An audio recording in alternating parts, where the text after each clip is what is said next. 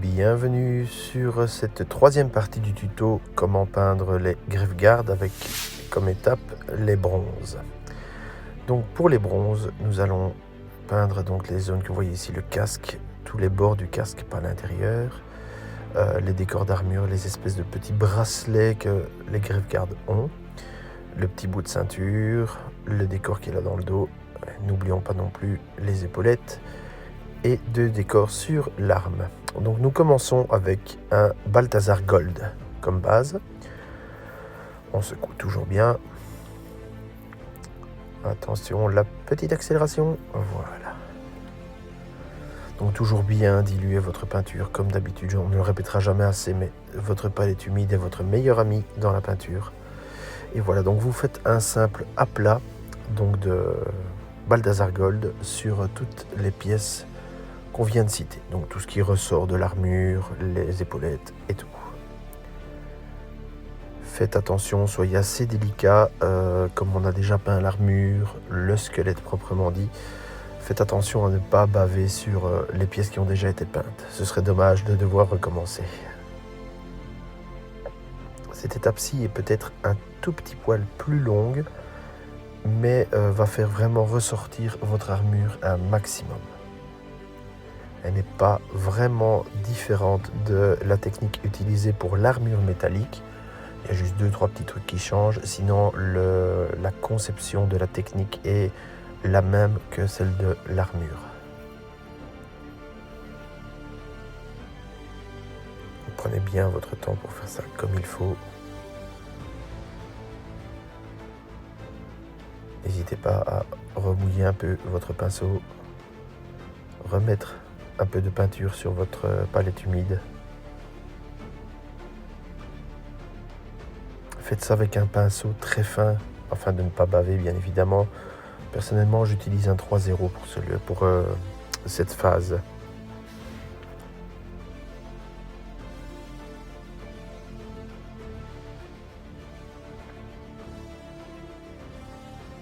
Le Balthazar Gold est assez clinquant, mais ne vous en faites pas.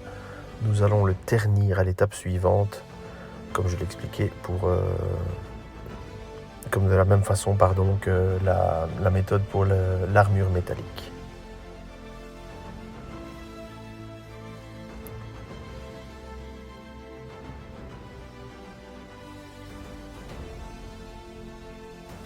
Je vous ai dit c'est un petit peu plus long, mais vous appliquer ne donnera qu'un meilleur effet sur votre figurine.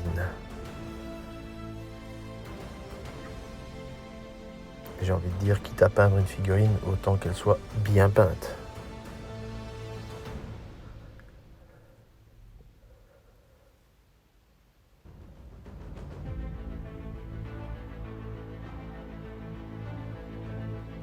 N'oublions pas, bien évidemment, toutes les petites pièces à faire.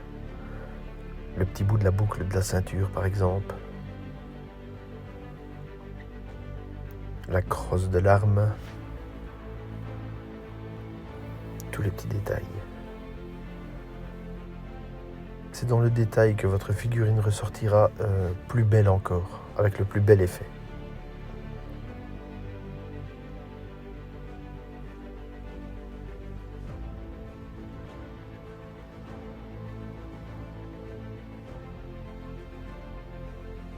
Voilà, nous avons bientôt fini l'étape de la peinture de base.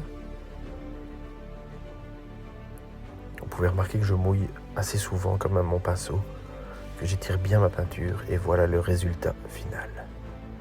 Donc vous voyez, on a bien peint tout en Balthazar Gold. Alors, comme je l'ai dit, c'est clinquant, mais ne vous en faites pas. Nous voici la deuxième étape où nous allons appliquer le Willwood, la peinture contraste, exactement comme pour l'armure métallique. Au passage, si vous peignez votre figurine et que vous désirez ne passer qu'une seule fois le Willwood, n'hésitez pas à faire les deux peintures de base en même temps, c'est-à-dire la peinture de base pour l'armure métallique et la peinture de base pour les bronzes. Ceci dit, attention pour l'étape suivante, on y reviendra bien évidemment, mais l'étape suivante on ne va pas appliquer le même shade que pour l'armure métallique.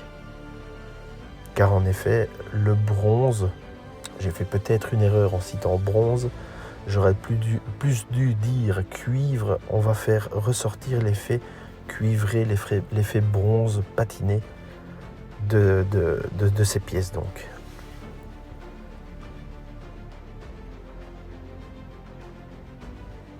Donc soyez toujours délicat sur les petites pièces et maintenant sur les ornements de casque, vous pouvez y aller un peu plus lestement, je vais dire. Faites malgré tout attention à ne pas déborder et faites toujours de toutes petites couches. La peinture contraste est une très bonne peinture pour les effets, mais faire attention qu'elle est prévue à la base pour couvrir une autre couche. Donc voilà le résultat final une fois sec. Vous voyez, votre Balthasar Gold est déjà beaucoup plus mat, beaucoup plus foncé, tout en voyant une différence de couleur avec l'armure métallique. Et voilà, donc pour la shade, nous allons utiliser le Carroburg Crimson.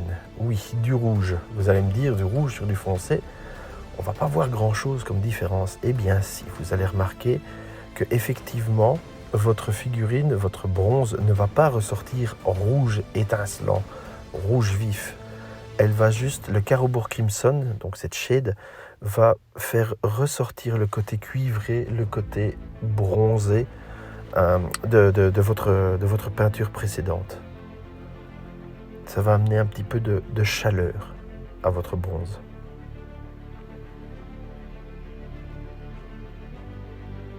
Ça va permettre aussi de mieux remarquer les différences entre le métallique, l'armure métallique, et vos décors de bronze sur l'armure. Que n'oublions pas, ils ont le même contraste, donc on aurait tendance à les confondre. Le Carroburg Crimson va aider justement à scinder ces deux pièces d'armure, donc l'armure métallique et le décor en bronze.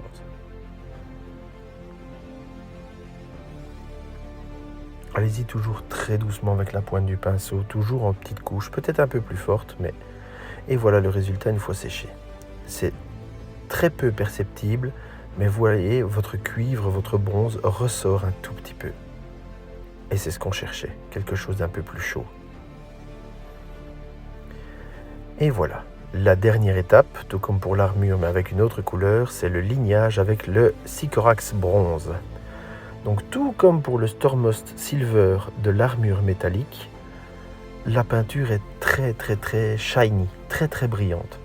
Donc il faut y aller vraiment avec parcimonie sur les arêtes, tout ce qui ressort un petit peu, les points d'ancrage des bronzes, les têtes de clous si vous préférez, toutes des choses comme ça, vous y allez vraiment avec la pointe du pinceau.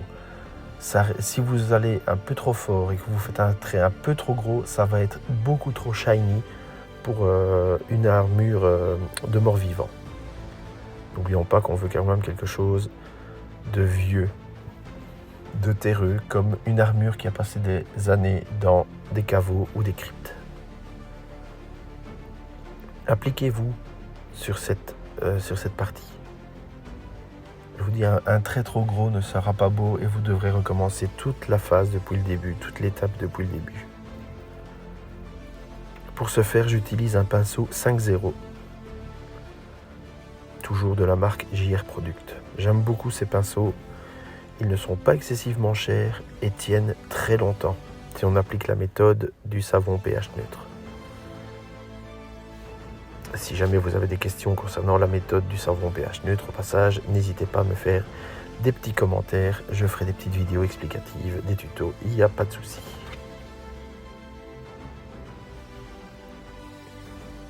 N'oubliez pas donc de faire toutes les parties de l'armure, la petite boucle de ceinture, les décorations de l'arme, tout le casque, tous les décors de l'armure proprement dite.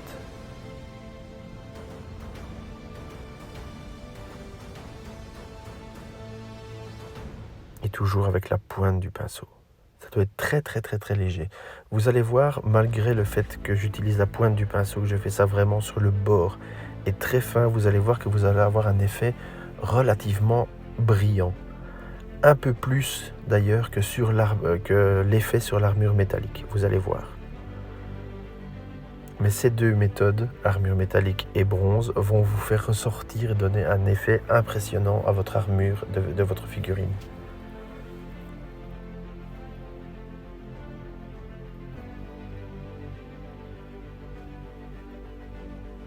Je vais vraiment doucement, délicatement, vous pouvez le voir. N'hésitez pas, comme dans toutes les autres couches, à bien diluer et à bien remouiller votre pinceau plusieurs reprises. Je ne l'ai pas signalé dans les autres vidéos, mais les shades et les contrastes, je ne les dilue que très très très rarement. Je les utilise directement. En tout cas pour la peinture des Graveguard. Comme on veut quelque chose de terne, d'usé, de passé, de patiné, je vais dire. Nous avons besoin donc de la teinte complète de la peinture.